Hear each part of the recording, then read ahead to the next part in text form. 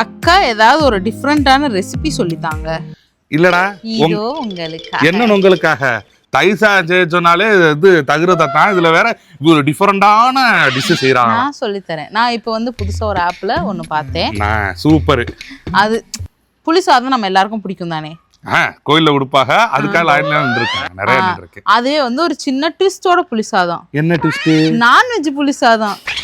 அதாவது அதுல நீங்க கருவாடு போடலாம், சிக்கன் போடலாம், மட்டன் போடலாம், தவளை போடலாம், பள்ளி போடலாம், கரப்பாம்பூச்சி கிடைச்சுன்னா அதையும் தூக்கி போடலாம். பாய்சன். டேய் புளிசாதத்துல மீட் எல்லாம் சேர்க்க கூடாது. கோயில்ல குடுக்குறாரு. அது கோயில்ல ஏன் போய் மீட் போடுறீங்க? வீட்டுல செஞ்சதுல மீட் செஞ்சு சாப்பிடுங்க. அது எப்படி செய்யணும்னா, நீங்க வந்து நார்மலா புளிசாதம் செய்யும் போது செய்யுது அந்த புளி வந்து அப்படி கொதிக்கும்ல. அப்ப கையை விட்டு கிண்டிடணும். கை வெந்து போயிடும். அப்படியே போய் வீட்டுல போய் பெட்ல படுத்துக்குங்க.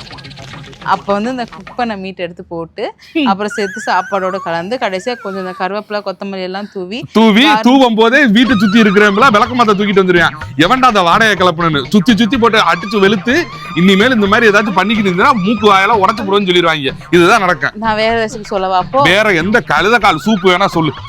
கழுதக்கால் சூப்பு ஈஸி தான். தோல் இருக்கிறத திங்க மாட்டாங்க. ஏதாச்சும் புதுசா இனோவேட்டிவா பண்றேன். அது புளியே இல்லாம நான் புளி சாதம் பண்றேன் வந்துட்டான். ஏன் புளிய போட்டு பண்ணான்னு ஆளு மண்டை.